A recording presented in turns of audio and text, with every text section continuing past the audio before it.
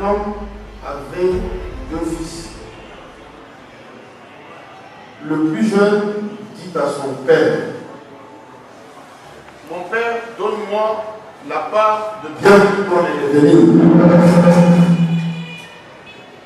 Et le père leur partagea son bien. Peu de jours après, le plus jeune fils ayant tout ramassé, partit pour un pays éloigné, où il dissipa son bien en vivant dans la débauche. Lorsqu'il eut tout dépensé, une grande famine survint dans ce pays, et il commença à se trouver dans le besoin. Il alla se mettre au service d'un des habitants du pays. Il envoya dans ses champs garder le pourceau. Il aurait bien voulu se rassasier des carouges qui manquaient manger le pourceau, mais personne ne lui en donnait. Étant rentré en lui-même, il dit, combien d'ouvriers chez mon père ont du pain en abondance, et moi ici, je meurs de faim. Je me lèverai, j'irai vers mon père et je lui dirai, mon père, j'ai péché contre le ciel et contre toi. Je ne suis plus digne d'être appelé ton fils. Traite-moi comme l'un de tes ouvriers. Et il s'éleva et alla vers son père. Comme il était encore au loin, son père le vit et fut ému de compassion et courut se jeter à son cou et l'embrassa. Le fils lui dit, mon père, j'ai péché contre le ciel et contre toi. Je ne suis plus digne d'être appelé ton fils. Mais le père dit à ses serviteurs, apportez vite la plus belle robe et revêtez-le, mettez-lui un anneau au doigt et des souliers aux pieds. Amenez le veau gras et tuez-le, mangeons et réjouissons-nous. Car mon fils que voici était mort, il est revenu à la vie, et il était perdu et il est retrouvé. Et commencèrent à se réjouir. Or, le fils aîné était dans le champ. Lorsqu'il revint et approcha de la maison, il entendit la musique et les danses. Il appela un des serviteurs et lui demanda ce que c'était. Ce serviteur lui dit, ton frère est de retour. Et ton père a tué le veau gras parce qu'il l'a retrouvé en bonne santé. Il s'est mis en colère et ne voulut pas entrer. Son père sortit et le pria d'entrer. Et il répondit à son père, voici, il y a tant d'années que je te sers, sans avoir jamais transgressé tes ordres. Jamais tu m'as donné un chevreau pour que je me réjouisse avec mes amis. Et quand ton fils est arrivé, c'est lui qui a mangé ton bien avec des prostituées. C'est pour lui que tu as tué les veaux gras. Mon enfant, lui dit le père, tu es toujours avec moi et tout ce que j'ai est à toi. Mais il fallait bien s'égayer et se réjouir.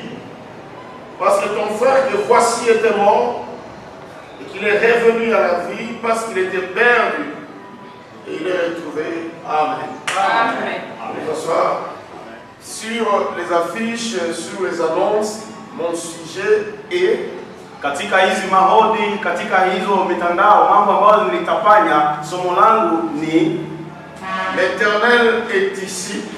Bwana yu hapa. Et moi je ne le savais pas. Na mimi sikukuwa najua. C'est une phrase magnifique. Yu kabisa mstari iliyo nzuri sana. Et cela est décrit dans Genèse 28. Na hiyo inachambuliwa katika Mwanzo sura ya 28. Au verset 10, nous pouvons lire si vous avez la Bible. Kwa shairi la 10 tunaweza soma kama una Biblia. Jacob partit de Beersheba et s'en alla à Charan. Il arriva dans un lieu où il passa la nuit, car le soleil était couché. Il y prit une pierre dont il fit son chevet, et il se coucha dans ce lieu-là. Il eut un songe, Et voici, l'échelle était appuyée sur la terre et son sommet touchait au ciel. Et voici, les anges de Dieu montaient et descendaient par cette échelle. Et voici, l'Éternel s'étendait au-dessus d'elle. Et il dit, je suis l'Éternel, le Dieu d'Abraham, ton père, et le Dieu d'Isaac. La terre sur laquelle tu es couché, je la donnerai à toi et à ta postérité. Ta postérité sera comme la poussière de la terre. Tu t'étendras à l'Occident et à l'Orient, au septentrion et au midi. Et toutes les familles de la terre seront bénies en toi et en ta postérité. Voici, je suis avec toi. Je te garderai partout où tu iras. Et je te ramènerai dans ces pays. Car je ne t'abandonnerai point que je n'ai exécuté ce que je t'ai dit. Jacob s'éveilla de son sommeil. Et il dit, certainement, l'Éternel est en ce lieu. Et moi, je ne le savais pas. Il eut peur et dit que ce lieu est redoutable. C'est ici la maison de Dieu. C'est ici la porte des cieux. Et Jacob s'éleva de bon matin. Il prit la pierre dont il avait fait son chevet et la dressa pour monument. Et il versa de l'huile sur son sommet. Il donna à ce lieu le nom de Bethel. Mais la ville s'appelait auparavant Luz. Jacob fit un vœu en disant, si Dieu est avec moi et me garde pendant ce voyage que je fais, s'il me donne du pain à manger et des habits pour me vêtir, et si je retourne en paix à la maison de mon Père, alors l'Éternel sera mon Dieu. Cette pierre que j'ai dressée pour monument sera la maison de Dieu. Je te donnerai la dîme de tout ce que tu me donneras. Amen. Amen. Là, c'est Jacob. Depuis l'école de dimanche, on nous avait dit que Jacob avait son frère Esaü.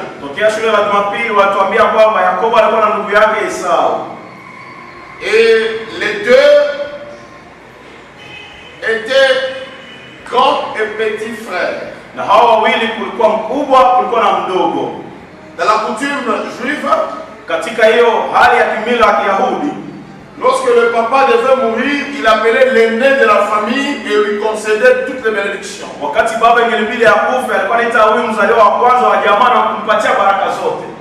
Mais ici, par révélation, la maman de Jacob savait déjà que ce n'est pas son fils Esaü à qui reviendraient les bénédictions d'Isaac. Et il avait commencé à enseigner le petit frère, c'est-à-dire Jacob, que dès le ventre, quand tu étais en moi, j'avais une inspiration.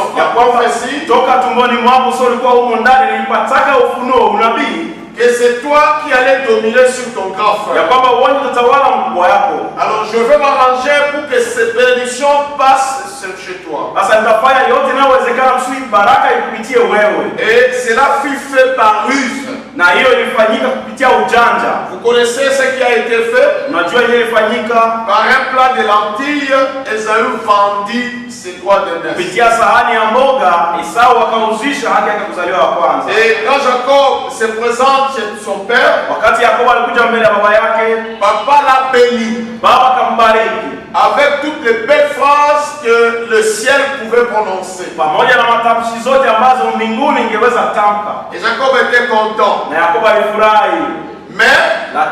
avec ces bénédictions-là, il a fui devant son frère. Ça n'a pas été Jacob à résister. Voyez, peu importe ce que la parole de Dieu a dit de vous, peu importe les promesses que Dieu a données à vous, Satan ne vous craindra jamais aussi longtemps que ces promesses-là, vous n'en prendrez pas conscience. Parce que Isaac était un prophète.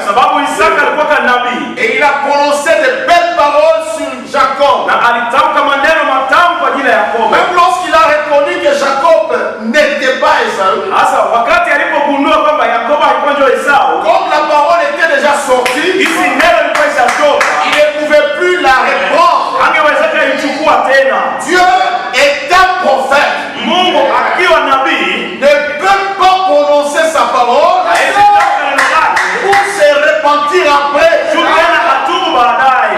Croyons ceci, Tunaamini qui lui a dit kwamba yeye alisema que nous sommes des dieux. tuko kwa Mungu, Et il ne peut pas se repentir. na yeye hawezi tubu. Kwa hiyo Même lorsqu'il regrettera, hata wakati atajuta, il ne peut plus retirer cela. hawezi kuchukua tena hiyo neno. Même lorsqu'il pourra se rendre compte Hata wakati atatambua que nous étions des rebelles, ya kwamba tulikuwa waasi, il ne peut plus se repentir. yeye hawezi kuishi kamwe. Parce que la parole de Dieu ne faillit Neno jamais. la Mungu kama alishindwi. Ah, que Dieu vous bénisse. Et Isaac a dit à Jacob, Na Isaka akamwambia tu Yakobo, m'as menti. ulinidanganya. Naturellement, il pouvait dire, comme tu m'as menti, j'annule mes bénédictions. Kwa hakika niweza kusema jinsi umenidanganya, mimi nafuta baraka zangu zote. Mais un prophète est le représentant de Lakini Dieu. nabii ni mwakilishi wa Mungu. Quand il parle, c'est comme si c'est Dieu qui parlait. Wakati anasema inakuwa kama Mungu ndio alisema. Et il ne peut pas se repentir de ce qu'il a déjà Na fait. yeye hawezi tu kuonyesha sema tayari. Remarquez, Nuoni, malgré que Jacob avait saisi ces bénédictions, hata kama Yakobo alishikaga hizo baraka, ça n'avait pas suffi pour lui hii haitosheki kwake pour qu'il affronte Esaü. kusudi yapambane na Esau. Il a fui de devant son frère. Akakimbia mbali na ndugu Et yake. c'est cette logique-là qui nous a amené à peine. Na nyingine haki ndio tuleta kwa Beli. Afin de vous dire, vous, Kusudi tuwaambie nini? croyant ou pas, Uamini wala hapana. que la Bible que vous avez, Kama Biblia yuko nayo, les brochures que vous avez, vitabu mnavyo, sont la parole de Dieu. ni neno la Mungu. Mais ça ne suffit pas Na ile haitoshi. jusqu'à ce que vous allez prendre conscience Mpaka utatambua mwenyewe que ces choses vous étaient destinées. kwamba vile vitu vilikuwa vyenu. Que Dieu vous bénisse. Amen. Amen. Alors, saisissez-moi au début, vous mourrez à la fin. Unishike vizuri mwanzoni, wapo utanishika vizuri mwishoni. Et il fuit de devant son frère. Na Yakobo akakimbia mbali na ndugu yake. Il arrive dans un lieu, Anafika mahali fulani hivi, il a sommeil. anapata usingizi. Et d'habitude, Na kwa uzoefu dans le comportement humain, katika tabia ya kibinadamu, on ne se couche jamais sur une pierre. kama mtu hawezi lala juu ya jiwe, Ça fera mal. itakuumiza. Mais quand Dieu veut écrire une lettre, il utilise des choses inhabituelles. Lakini wakati Mungu anataka andika jambo fulani, anatumikisha vitu vyenyewe watu hawazoei kufanya. Et l'Esprit pousse Jacob de prendre une pierre Na roho ikamsukuma Yakobo kuchukua jiwe pour en faire son chevestal, son oreiller. kusudi ipate kuwa msegemeo yake, Et il se coucha sur une pierre. na yeye akasegemea jiwe. Alors suivez très bien. Asafuata Je mzuri, veux que le Saint-Esprit vous enseigne. napenda Roho Mtakatifu afundishe. Et quand il se couche, Wakati analala il eut un songe. akapata ndoto, Et dans son songe, na ndoto yake il a vu une échelle. akaona daraja. Alors, si vous saisissez mon plan ici, Kama natazama hii hapa, hii mpango yangu hapa de cette échelle aujourd'hui, ya hii ngazi leo, ma prédication d'aujourd'hui, de demain, de dimanche, va mahubiri reposer sur ce ya plan. leo na ya kesho na siku ya Jumapili itakuwa juu ya hii mambo hapa. Je ne quitterai pas cette échelle, Sitaacha hiyo ngazi, nous étudierons ça. tutajifunza hii Et Dieu vous bénira. na Mungu atawabariki. Et il vit l'échelle Na akaona ngazi dont la base était sur la terre ambao mwanzo hii ngazi ilikuwa kwa udongo et le sommet touchait le ciel. na mwisho ya ngazi ilikuwa nagusa mbingu. Et il a vu des anges, Na akaona wamalaika, suivez très bien, fuate vizuri, qui montaient. ambao walikuwa wanapanda. Yote yanakuwa na maana yake. Jacob a vu Yakobo aliona que les anges montaient kwamba malaika walikuwa wanapanda et descendaient. na kushuka. Il ne les a pas vus descendre et monter. Hakuwaona wakishuka na kupanda. Non, non. Hapana. Le mouvement, Hiyo movement c'est que les anges quittaient la terre malaika walikuwa wanatoka dunia pour aller au ciel. Wakupandia mbinguni. Amen. Il n'a pas dit, Hakusema il quittait le ciel walikuwa wanatoka mbinguni pour descendre sur la terre. wakushuka kudunia. Non. Hapana. Il les a vus quitter la terre Aliwaona kutoka udongoni pour monter au ciel. wakupandia mbinguni. C'est qu'il a vu les habitants invisibles de la terre. Manake aliona wakaaji wasioonekana wa kudunia.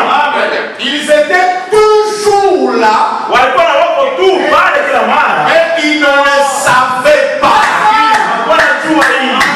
C'est ainsi, la Bible dit Ni vile Biblia inasema qu'il s'éveilla de son sommeil. akatumuka musingizi yake. La Bible ne dit pas qu'il s'est réveillé. Biblia ikusema aliamuka. Hapana. Il s'est éveillé. Alitumuka. S'éveiller et se réveiller sont deux verbes différents. Kuchumbuka na kuamka ni matamshi mbili tofauti. J'ai consulté le dictionnaire la nuit Nilitazama kamusi usiku.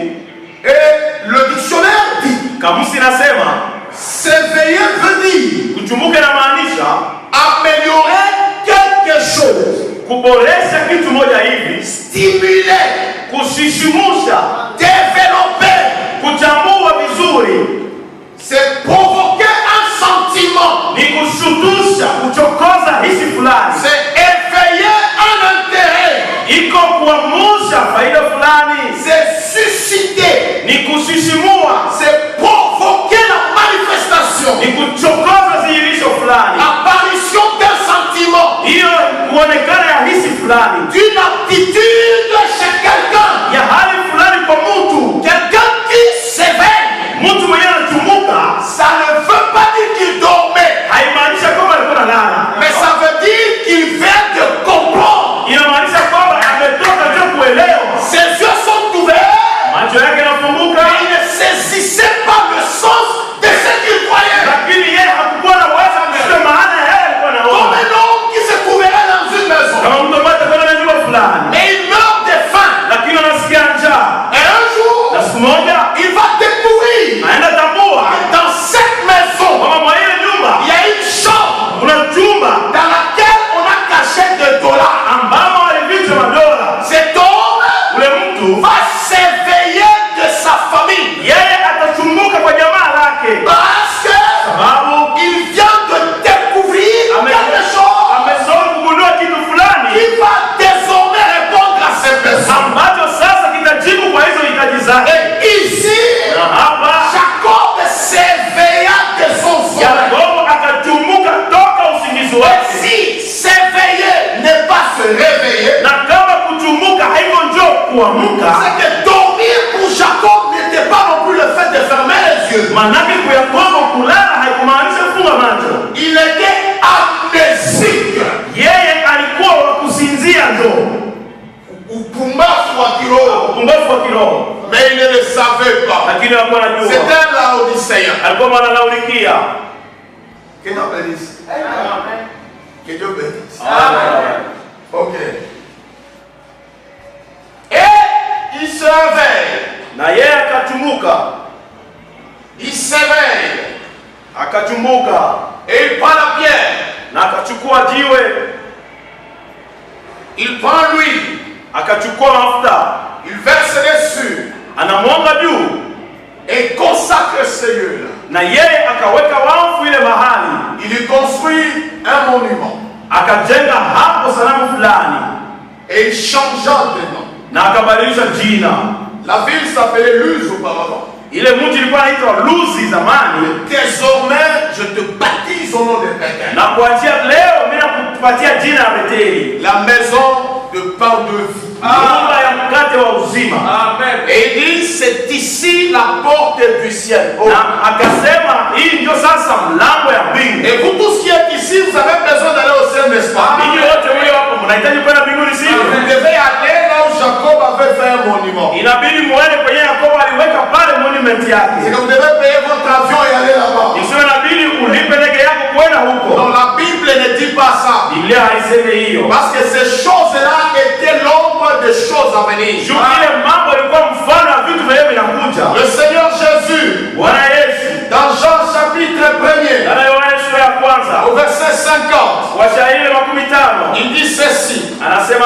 Suivez-moi très bien.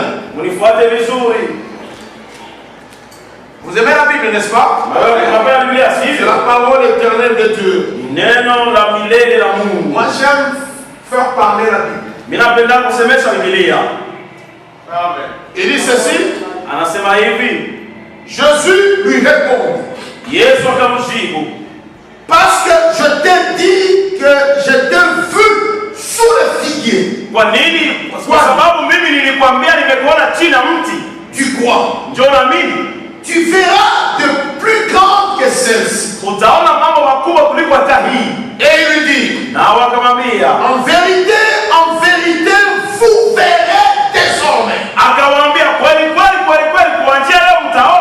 le ciel ouvert et les anges de Dieu monter et descendre au-dessus du Fils de l'homme. Ça, c'est l'Ancien Testament, l'Ancienne Alliance. Voilà. L'apôtre Paul nous dit, ces choses nous étaient données pour nous servir d'exemple. Et quand Jésus vient, il était la pierre de fête de toute l'Ancienne Alliance. Parce qu'il est venu accomplir ce qu'avait dit Moïse et tous les prophètes. Et il dit, parce que toi j'étais vu sous les figuiers. Tu crois? Mais tu verras de plus grandes choses que ça.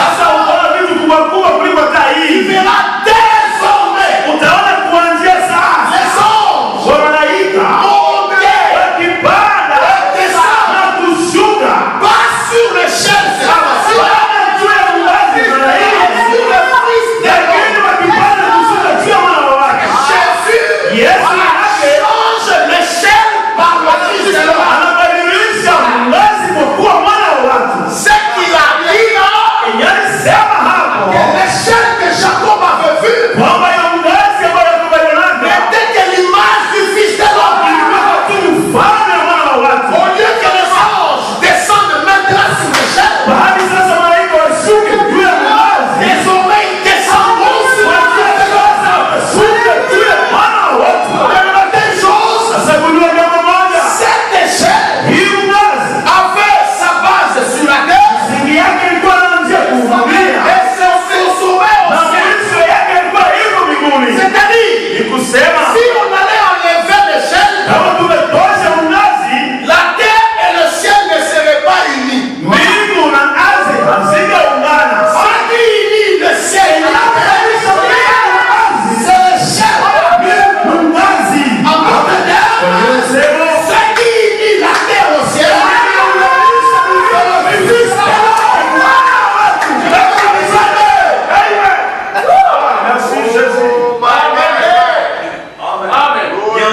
L'épouse va comprendre la parole.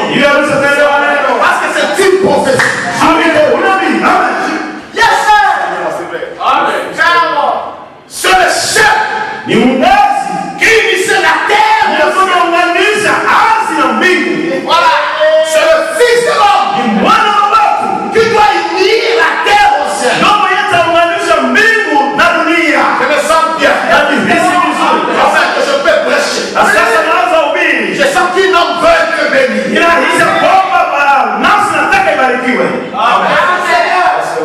Amen. Dans Matthieu 18, verset 1 à 11. À ce moment-là, les disciples s'approchèrent. Qui donc est le plus grand? C'est un serviteur de Dieu? C'est un serviteur de Dieu? La place du serviteur de Dieu, c'est ici.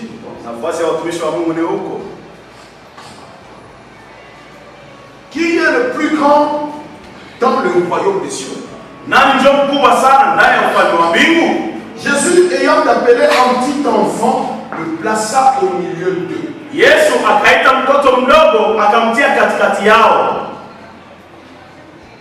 Et il dit, je vous le dis en vérité. Na akasema, ninawaambia kweli kweli, Si vous ne vous convertissez, kama hamuongoki, et si vous ne devenez comme les petits enfants, vous n'entrerez pas dans le royaume des cieux. na kama ninyi hamgeuke kama watoto wadogo, hamtaingia tena ufalme wa mbingu. Et quiconque reçoit en mon nom un petit enfant comme celui-ci,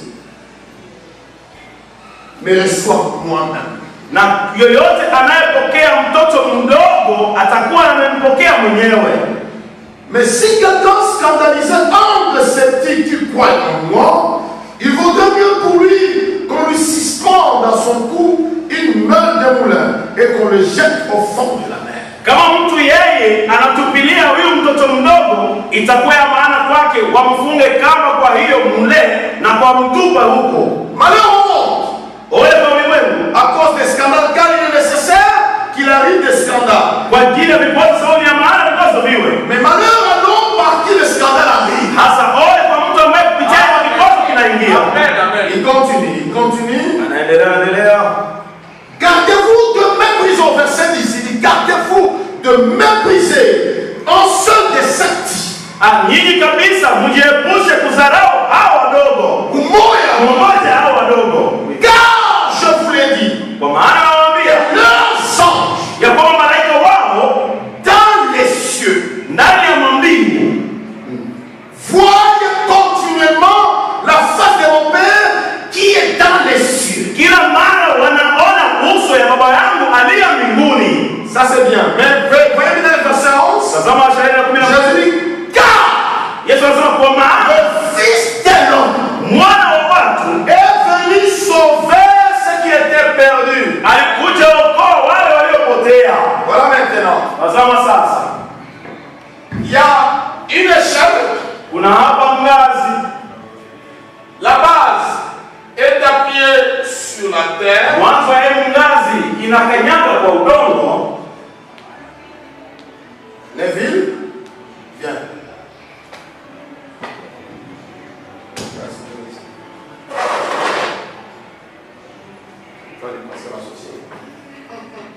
La base est sur la terre. Msingi iko hapo inakanyaga kwa udongo. Le sommet au ciel. Mwisho yake iko hivi mbinguni. C'est ce que Jacob avait vu, n'est-ce pas? Jacob anaona sivyo? Jésus vient dans Jean chapitre 1er, il dit, vous verrez désormais les chefs de Jacob, mais qui sera moi? Yesu anakuja anasema naye wale sura ya kwanza, sasa kwa njia leo mtaona hiyo ngazi ya Yakobo itanigeuka mimi. Moi aussi, Na mimi vile je servirai de trait d'union entre la terre et le ciel. mimi ndio nitakuwa mtu wa kuunganisha mbingu na dunia. Matthieu 18, il dit, Mathayo 18 anasema le Fils de l'homme mwana wa watu est venu chercher ceux qui étaient perdus. alikuja tafuta wale waliopotea. Dieu a tant aimé le monde. Mungu kwa kupenda ulimwengu sana, Le ciel a tant aimé la terre. mbingu kwa kupenda ulimwengu sana, Dieu a mis l'échelle de Jacob. Mungu alitia pale ngazi ya Yakobo. Afin que quiconque monteront cette échelle Yoyote mmoja pale kwa hiyo ngazi ait la vie éternelle. apate uzima wa milele. On arrive à comprendre la divinité, Anafikia kuelewa Mungu. à saisir la pensée de Dieu. Atashika wazo la Mungu. Sans cette échelle, Pasipo hii ngazi, le ciel est loin. Mais la possibilité pour vous lakini uwezekano kwa ajili yako toucher le ciel, kugusa mbingu, voir le ciel, kuona mbingu, communier avec le ciel, kubariki na mbingu, c'est le Fils de l'homme. C'est l'échelle de Jacob. ni ngazi ya Yakobo. Je veux que vous disiez Amen. Dans notre verset ici, Na Shairi yetu hapa, Jésus n'a changé que l'échelle par le Fils de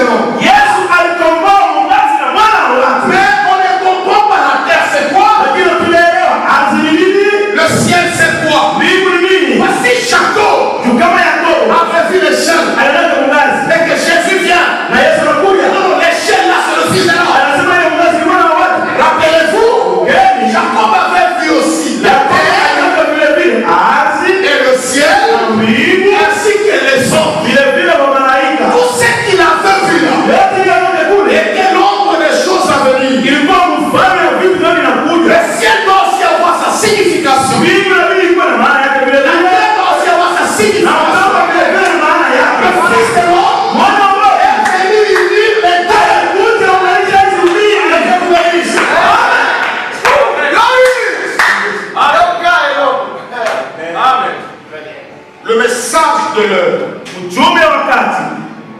c'est la divinité. Amen. C'est ça, c'est la révélation. Ce n'est pas la lecture. Ce ne sont pas des textes qu'on doit vous lire chaque fois. Parce que si prêcher c'est lire le brochure,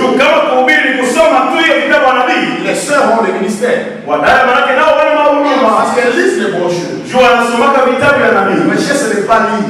Le nom c'est Dieu. L'éducateur, son rôle c'est de parler. Mais sous inspiration. Écoutez, ça, mon histoire commence. Cette terre ici, dans Genèse 2:19, la Bible dit, de la même poussière,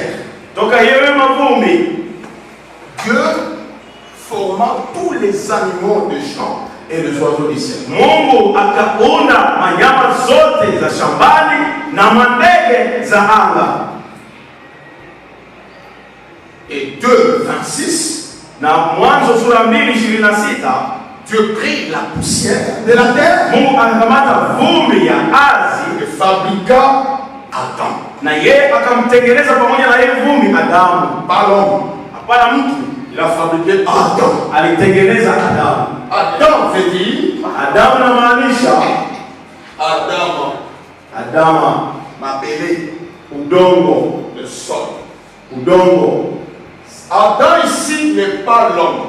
Adamu hapa yeye haikojua ule mtu. Mwanadamu. Lui c'est l'animal. Yeye ni nyama. Lui c'est l'homme animal. Yeye ni mtu nyama. Il est comme le chien, kama umbwa, le cheval, la chèvre. Hata mbuzi.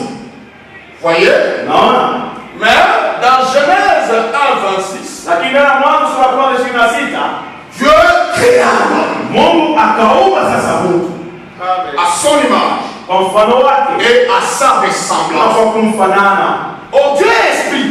Ijapo Mungu ni roho. Il crée l'homme à sa ressemblance. Anaumba mtu kwa kumfanana. Et Dieu qui est esprit ne peut pas avoir de visage. Na Mungu mwenyewe iko roho, hawezi kuwa na sura. Comment lui qui est esprit a une ressemblance? Vipi yeye mwenyewe iko roho anakuwa na kumfanana? Ça c'est la traduction de la Bible. Hii tafsiri ya Biblia. Mais le vrai mot dirait, lakini ile tafsiri ya kweli ingesema, il créa l'homme avec ses caractéristiques. Akaumba mtu na hali zake zote za kiungu. Avec ses pixels. Pamoja na tabia zake za kiungu. Créons l'homme avec nos aptitudes. Atuume mtu pamoja na hali zetu. Avec nos capacités. Pamoja na mamlaka zetu. Je suis esprit. Mimi niko roho. On ne connaît pas mon visage. Hawajui sura yangu. J'ai une ressemblance. Lakini yeye hakunifanana. Créons l'homme à ma ressemblance. Hakunifanana. Il est mes aptitudes. Na yeye akuwe na hali zangu zote. Comme ici qui fut créé. Mtu mwenyewe aliolewa hapa. Était comme Dieu. Yeye alikuwa sawa na Mungu. Parce que Dieu n'engendre que de Dieu. Mungu anauzaka tu wa Mungu Il ne wenyewe. peut pas créer quelque chose d'autre différent de lui-même. Hawezi kuumba kitu kilicho tofauti naye mwenyewe. Et il dit à cet homme, Akamwambia mtu huyu, domine, tawala, écrase, na uponde, assujettis, na umiliki, contrôle, na uongoze, sois mon représentant. kuwa mwakilishi wangu. Que ce qui se fait au ciel, Yeye anafanya mbinguni, fait sur la terre, mais par moi. ifanyike kuingia kupitia wewe. Donc je domine le ciel, Mimi natawala mbingu, domine la terre. natawala sasa dunia. Les animaux t'obéissent. Na wanyama zikutii, Même le soleil hata jua doit t'obéir. inabidi kutii. Il parlera à la montagne, Utasema kwa il mlima, parlera au vent, utasema kwa il upeo, parlera aux animaux. utanenea wanyama. D'ailleurs, Kwanza, c'est un forme. bila kuharibu, Et les animaux que je viens de créer, wanyama zilizokuumba, je n'ai donné aucun nom. hakuna kilichopatia jina. Je devrais les faire. Ningeliweza kufanya hayo. Le pouvoir de la terre est déjà réuni. Wewe kamata nafasi yako. C'est dans ce que la Bible dit. Ndio inasema Adam na Adamu donna les noms à tous les animaux. akapatia wanyama zote jina, nyama zote zilizopita mbele yake. Un nom, Na jina c'est un caractère. ni tabia fulani. Amen. C'est un Dieu Ni Mungu sur terre. kudunia.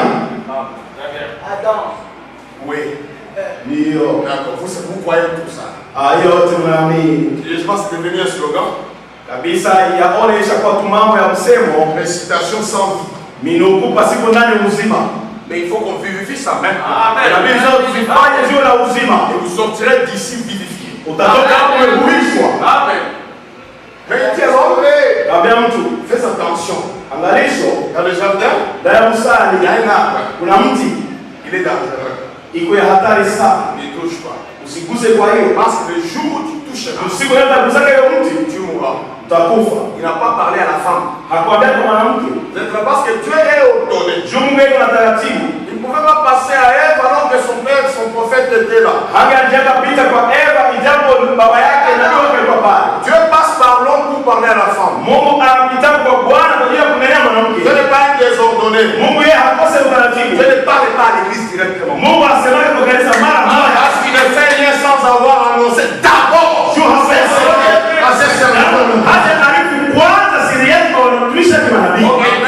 C'est ce que tu diras à ta femme. Adam dit à la femme, celui qui me parle m'a dit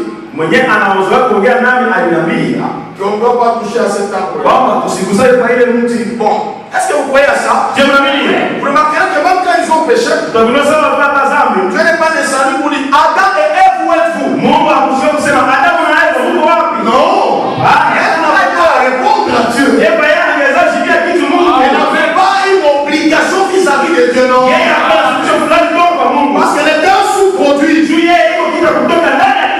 Le produit de Dieu directement, c'est Adam. Et Ève a été prise de l'homme, pas de Dieu. Je dois m'adresser à celui que j'ai commissionné.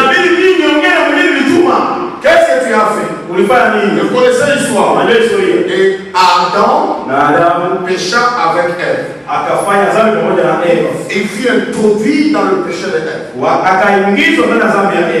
a un mystère, je bloque ça, je ne veux pas aller là. Il est grand, je crois le dimanche, je toucherai fortement là. Ça parlerait du Rédempteur avant. Amen. Et la sentence arrive. Dieu dit bon, toi femme, tu enfanteras avec douleur. Et toi homme, comme tu as écouté la voix de ta femme, tu mangeras avec la sueur de ton enfant.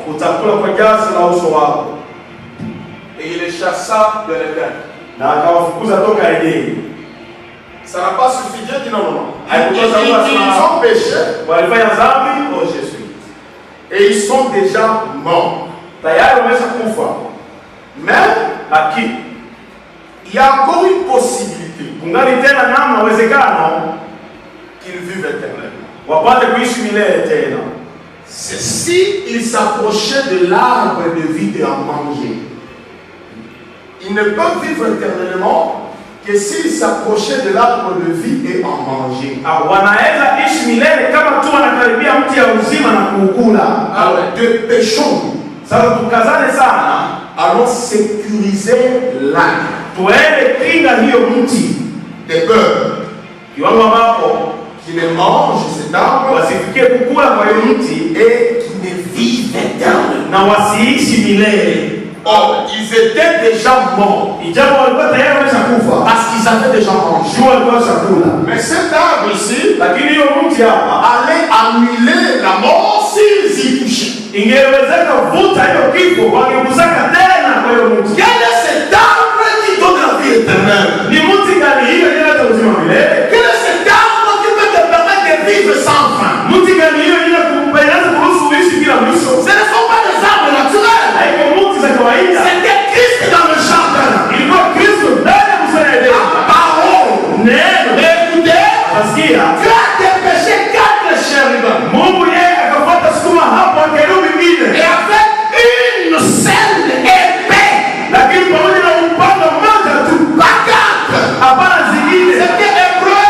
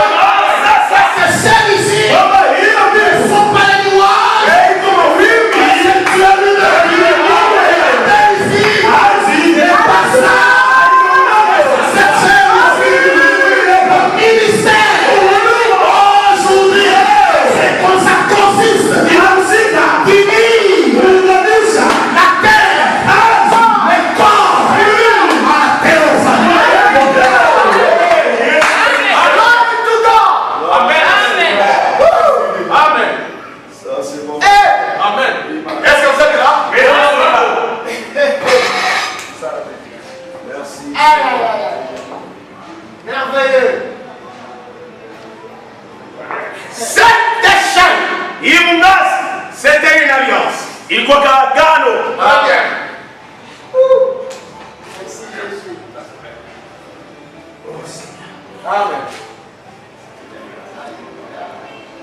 Hébreux 13. Waebrania 13:20. Est-ce que vous aimez la parole? Amen. Amen. Hébreux 13. Waebrania 13 shairi la 12.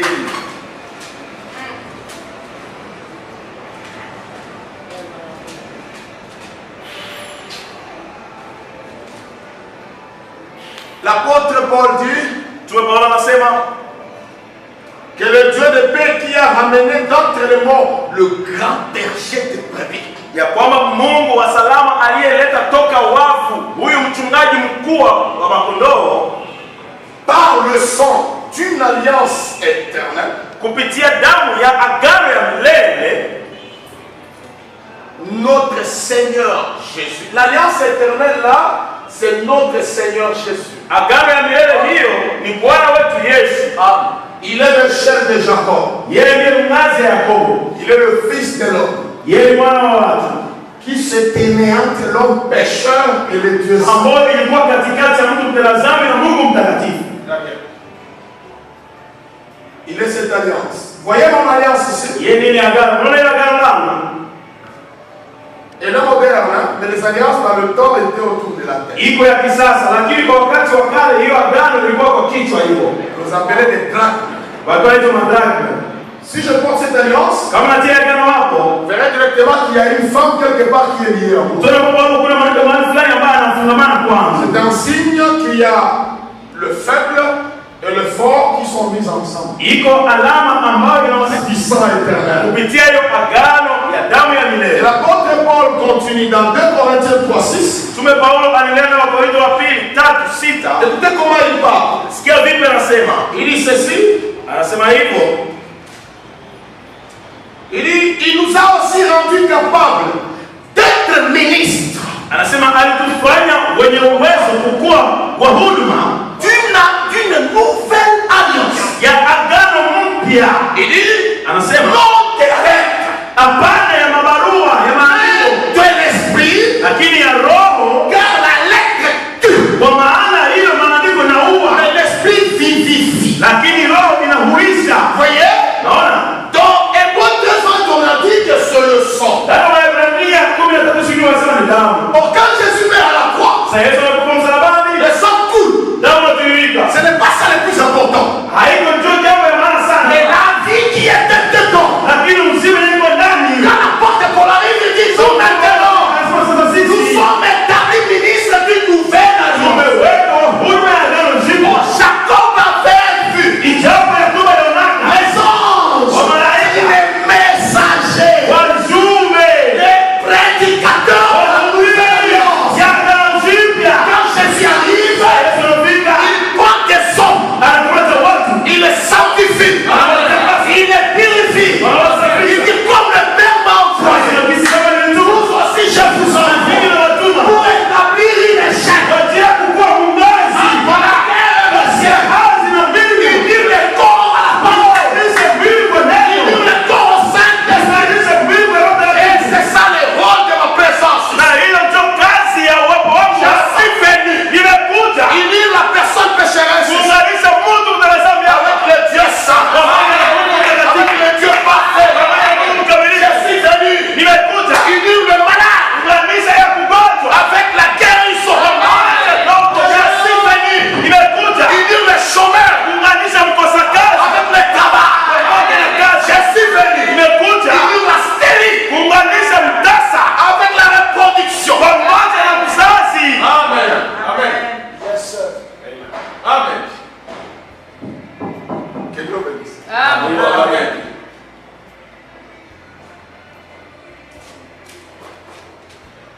Voyez avec la parole de Dieu. Naona pamoja na neno la Mungu, Faites très attention. fanyeni angalisho sana. Si vous ne comprenez pas les deux rôles là, Kama hauelewi hizo kazi mbili hapo, ça sera difficile. itakuwa ngumu sana. Jésus, Yesu dans Matthieu 18, ndani ya Mathayo 18 Qui est le plus grand Seigneur? Nani ndio mkubwa sana Bwana? Il va dans la foule, il prend un petit enfant, il le met sur ses genoux. Anaangalia ndani ya kundi, anapata mtoto mdogo anamkalisha kwa magoti yake. Il dit si vous ne vous convertissez, ne devenez comme ce petit enfant, vous n'entrez pas. Anasema kama nyinyi muongoke na kukua sana mtoto mdogo hamtaingia. Et puis il commence à parler des scandales, scandales. Anasema kuhusu vikwazo. Il dit ne scandalisez pas. Anasema usikwaze l'un de ces petits. Mmoja ya hao watoto wagana, kwa maana leurs anges wa malaika wao dans les cieux kule ndani ya mbingu regardent continuellement wako natazama kila wakati yote la face de mon Père qui est dans les cieux. Uso ya baba yangu mwenyewe mbinguni. Et puis il dit le Fils de l'homme. Kisha anasema mwana wa watu est venu amekuja chercher ceux qui sont perdus. kutafuta wale waliopotea. Écoutez, sikia, les anges des enfants wa malaika wale watoto qui me suivent, na nyinyi wanafuata, les anges de ces enfants-là malaika wale watoto n'étaient pas perdus. hawakupotea, haiko ndio walikuwa wanapotea, Ils sont dans les cieux. wako mbinguni. Amen. Comme l'arbre de vie Jinsi mti ya uzima qui est resté dans la présence de Dieu. yenyewe bakenda na uwepo ya Mungu. Amen. Mais les enfants Lakini watoto sont sur terre. wako dunia Comme Adam kama vile Adamu qui était chassé. mwenyewe alifukuzwa na msana. Moi, le Fils de l'homme, Na mimi mwana wa watu je ne cherche pas l'arbre de vie. siko natafuta mti ya uzima, Je ne cherche pas non plus les anges siko natafuta vile vile malaika de ces enfants. wa hao watoto, Mais je viens chercher les lakini enfants. nimekuja tafuta njoo watoto, Parce que mon rôle, juu kazi yangu c'est de les unir. ni kuwaunganisha Et wawili, quand j'arriverai na sana fikia à les unir, kuwaunganisha, ma mission sera parfaite. kazi yangu itakuwa Que imekamilika. Dieu vous bénisse. L'homme est double. Mtu ni mtu dufu, L'homme mtu est double. Qui voit ça? iko dufu na ndio L'homme est double. mtu ni wawili, L'homme, mtu dans son corps, na mwili yake il a l'esprit de Dieu. ana roho ya Mungu. Ici, je parle de ceux-là qui croient. Hapo kuna wale wanaoamini, Mais quand vous ne croyez pas, vous êtes aussi double. lakini hata kama uamini uko pia dufu, mtu mbili. Celui qui ne croit pas, Mwenye anaamini dans son corps, na mwili il y yake a un démon. una pepo. Et c'est ce démon-là Ile pepo qui lui fait faire des choses. ndio mfanyisha kufanya mambo Et il peut aussi arriver na anaweza kufikia vile vile qu'un croyant mwamini prédestiné à la vie aliyeteua kwa uzima commette des choses. afanye vitu, Mais ça lakini hii n'arrive que inafikaga tu lorsque ce croyant wakati unamwamini ne s'excite pas hasike bado ou ne prend pas conscience qu'il est un fils de Dieu. na hajatambua bado Kristo mwana wa Mungu. Amen. Ils sont séparés. Lakini wanategwa. Le Fils de l'homme Mwana wa watu vient régler la question. anakuja taratibisha mambo. Luc 15. Luka 15. Je vais lire une écriture. Tasoma andiko nukuu. Moi, dans le côté, le fils prodigue, le fils. Mwana mpotevu, mwana mpotevu. Quand nous lisons ça, Sasa tunasoma watoto waliopotea mrudi nyumbani. le fils prodigue, les idées de la maison. Ça n'a pas cette application. Haiko njoo kazi yake pale hiyo. Ça a une application surnaturelle. Iko na kazi fulani ya juu ya kimaumbile. Jésus ne parlait pas comme des hommes. Yesu anasema sawa na wanadamu. Son langage était mystérieux. Usemi yake ilikuwa kisiri. Les scientifiques disent Wanasiasa wanasema que Socrate parlait en termes difficiles de choses faciles. ya kwamba Sokrate alikuwa anasema kwa masemi yasiyoeleweka ya kuhusu vitu vya rahisi rahisi. Mais Jésus Lakini Yesu parlait des choses difficiles alikuwa en anaongelea termes vitu faciles. vya nguvu kwa matamshi za rahisi. Et quand vous lisez la parabole du fils prodigue, Sasa unasoma hiyo mfano mwana mpotevu, nous évangélistes, sisi wainjilisti nous crions dans la rue. tunalalamika barabarani. Voyez moi l'emporter route du Ndio fils prodigue, rentre à la maison. Ça n'a pas cette application. Ila haiko njoo kazi ya hiyo. Ça a l'application de Matthieu 18. Hiyo inatumika ndani ya Mathayo 18. Vous voyez? Naona? Il y a un ange qui est dans la présence du Père. Kuna malaika wengi wana uwepo ya Baba. Mais il y a un fils qui est perdu. Lakini kuna mwana mwenye Et amepotea. le fils de l'homme, Mwana wa c'est de ramener le perdu vers la vie éternelle. kurudisha huyu mwenye alipotea kuendea uzima Et milele. ce père-là, Na ule baba, j'ai ça ici. utatengeneza hii Le hapa. père-là Ule baba avait deux fils, alikuwa na wana wawili. deux dans sa maison. Wawili ndani ya nyumba yake. Dieu le Père, Mungu Baba, le Saint-Esprit Roho Mtakatifu avait na roho, le corps mwili et la théophanie. na kinyao. Cette théophanie ici, Hii theofania cet esprit ici Sio. n'a jamais quitté la présence de Dieu. haijawahi kuondoka uwepo wa Il Mungu. était toujours là. C'était lui le fils aîné. Na ni huyu ndiye mtoto mzaliwa wa kwanza. Mais Lakini Dieu lui forma une chair Mungu akamfanyia qui mwili est le cadet. ambaye ni mdogo. Lui ici Huyu a quitté la présence du Père. alitoka uwepo wa Baba Comme Adam kama vile Adamu avait quitté la présence de Dieu. alitoka uwepo wa Et Edeni. il est allé où? Akaenda wapi? Dans les monts. Ndani ya ulimwengu. Il a commis adultère. Akafanya Il uzinifu. a volé. Aliiba. Il a menti. Alisema Il est Mungu. tombé plus bas. Akaanguka chini sana. Vous êtes là. Sijui kama uko Mais pale. il était né avec un grand frère. Lakini alizaliwaka na mkuu Et wake. le grand frère, la Bible dit, Il est il était toujours à côté du Père. Pia alikuwa anakuwa pembeni ya Ma théophanie leo yangu. a toujours été à côté du Père. Ma théophanie est éternelle. Ma théophanie est Dieu. Ma théophanie est créateur. Il n'a jamais péché. Mais son corps ici, il est allé dans le monde. A fait des choses. A fait des choses. Le Père savait. Il n'avait pas seulement un fils. Il avait un autre. Il était pas. Un ou l'autre était pas. Remarquez, il avait perdu conscience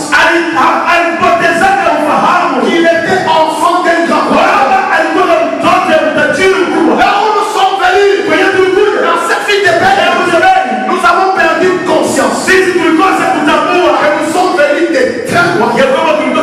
C'est que notre Père est le patron de tout l'univers. Remarquez, malgré qu'il était dans le péché, il avait encore les ADN de son Père. Le sang de son Père coulait. Et il s'est dit, c'est le réveil. La Bible dit, en lui-même. La Bible dit que Jacob s'éveilla. Il prit conscience. Et non, comment je crois le message?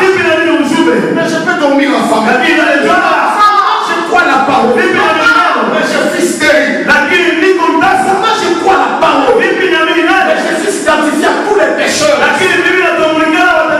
Je m'ai envoyé la parole. Il s'en confesse. Avec tous les miracles. Avec des grands prédicateurs. Comment je peux vivre dans cet état? C'est là que commença la rédemption. La Bible dit, il a pris conscience. Il est allé à lui-même. Et commença à retourner. Le programme qu'il avait, c'est que lui, le pécheur, la chair, soit identifié à son frère qui n'a jamais chuté. Je vais rejoindre mon grand frère. Et c'est ça le rôle du fils de l'homme. Prendre la chair pour la connecter à la terre.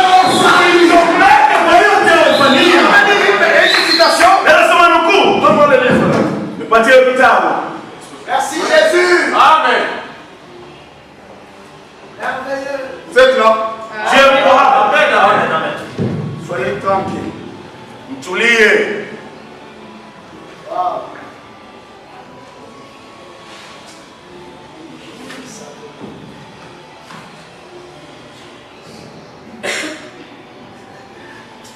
Votre rôle ici. Kazi yenu hapa. Vous savez, quand Jésus arrive, hein, Unajua sasa Yesu anafika, j'aime quand je lis les paroles du maître. mimi napenda sana nasoma maneno ya mkubwa wa mwalimu. Il dit, moi Nasema mimi et le Père, na Baba nous sommes un. tuko mmoja. Le corps que vous voyez ici Hii mwili ndio unaona hapa et la théophanie na kinyao sont un. ziko moja. Je ne sais pas si vous êtes là. Sio hapa.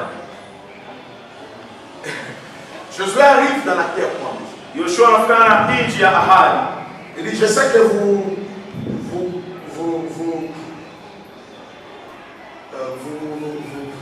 vous êtes en train de vaciller entre deux camps. Anasema najua kama nyinyi mko na yumba kati ya kambi mbili. Et quand bien même vous laisserez le servir, na hata kama nyinyi mkaacha kutumikia Mungu, mimi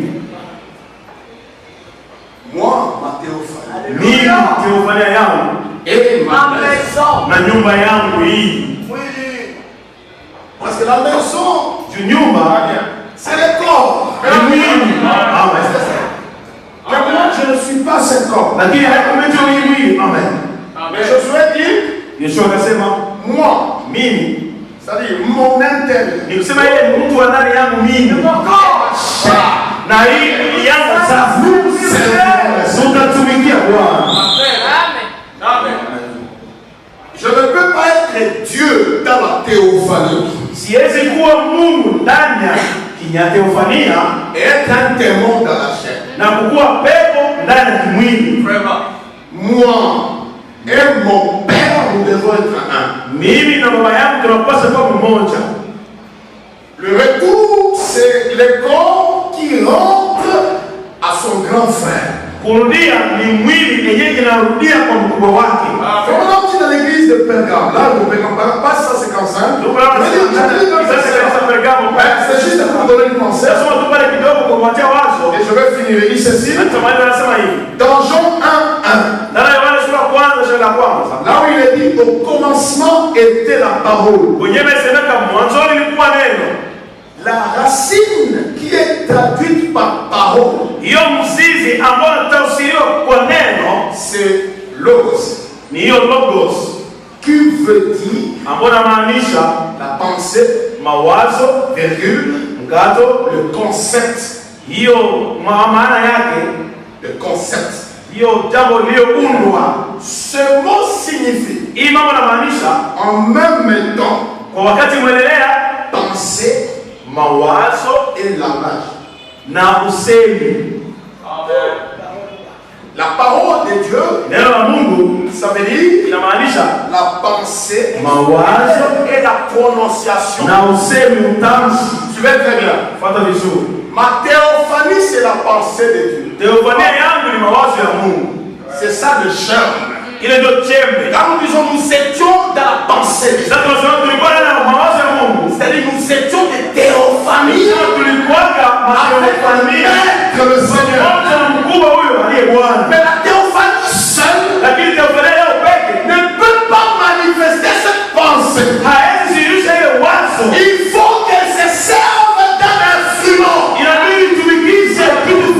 Pour prononcer la pensée. Et il y a le ciel. Mais tant que vous ne prononceriez pas ce ciel, il est en vous, il y a la richesse. Mais tant que vous ne prononceriez pas ce ciel, il ne verra jamais le jour. Avec tout l'univers ici. Et il avait ça en lui. Et aussi longtemps qu'il avait ça en lui, ça ne pouvait rien servir. Mais la Bible dit, et Dieu dit, on a exprimé cette pensée en prononçant la parole. Il faut que cette théophanie entre dans la chair. La chair puisse manifester toutes les capacités. Il est de la théophanie. Vous ici, je vous dis ce soir, le monde entier peut trembler. Il est devant votre présence. Vous preniez conscience que le ciel, le Créateur, mon base est dans.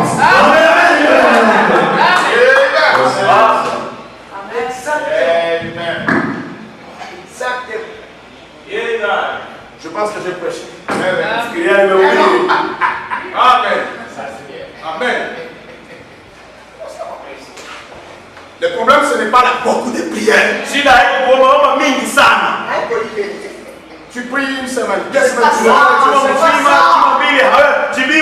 l'apôtre Paul regarde dans le chemin et dit, vous priez beaucoup. Vous priez beaucoup. recevez lakini hampokeake. parce que Juu vous priez mal. unaomba kubaya. Le problème ce n'est pas prier. Shida haiko ya kuomba, Le problème c'est bien prier. lakini shida ni kuomba mzuri. Amen. Ça c'est vrai. Amen. Frère, vous priez plus. Non, non, c'est pas ça. Hamombai tena maana haiko ndio shida hiyo. Le problème c'est bien prier. Shida ni kuomba mzuri. C'est dans ce que Paul dit. Ndio Paulo anasema L'esprit, roho prie. inaomba. Alléluia. Amen. Avec des soupirs inexprimables. Pamoja na kuguzi ni hayanyika C'est pas la chair. haiko mwili. C'est l'esprit Ni roho qui prie. inaomba. Parce que le Père Baba est esprit. ni roho. Et il veut écouter de la prière de l'esprit. Na yeye anasikia tu maombi ya roho. Si vous ne priez pas, par la théophanie, pas d'exaucement, parce que le Père est saint. Et ça, il dit, vos prières sont comme des bruits, parce qu'il n'entend pas le langage de la chair. Il ne sait pas saisir ce que vous dites. Parce que la chair qui prie. Mais lorsque la théophanie parle, lorsque la théophanie prie, Dieu exauce la théophanie. Et la réponse arrive dans la chair. Et ce soir, le problème, ce n'est pas beaucoup prier, mais c'est bien prier. Dieu vous bénisse.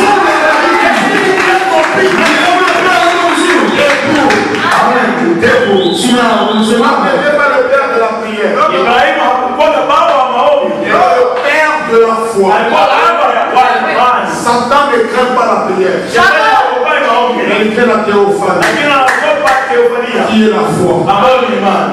Amen. Merci Jésus.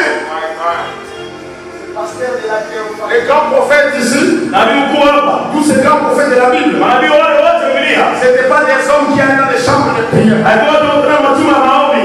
Mais ils se comportaient un peu bizarrement. Lakini walikuwa nakuwa na tabia moja hivi. Leur rôle était de prononcer toujours la parole. Kazi yao kila mara ilikuwa tu kutamka neno. Et les choses arrivaient. Na vitu vilikuwa Le vinafika. soleil arrête-toi. Jua simama. Le soleil s'arrête. Jua iko Sans prier, sans jeûner, sans fréquence. bila kuomba, bila kufanya kufunga chakula, bila kufanya hivi na Et hivi. le ciel acte. Na mbingu ikafurahishi La mer se déchire.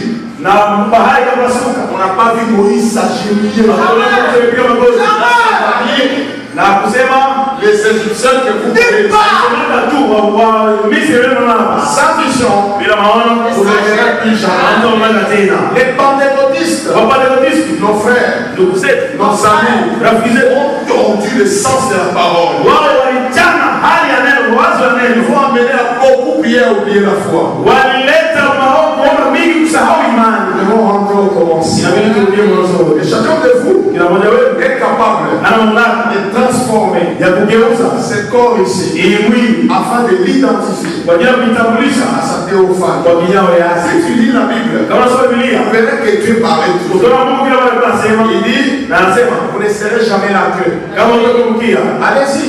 enda Qui a parlé? awalivera ba Vous serez toujours bénis. kila mara tunaikiwa Si vous n'êtes pas dans cette condition-là, kama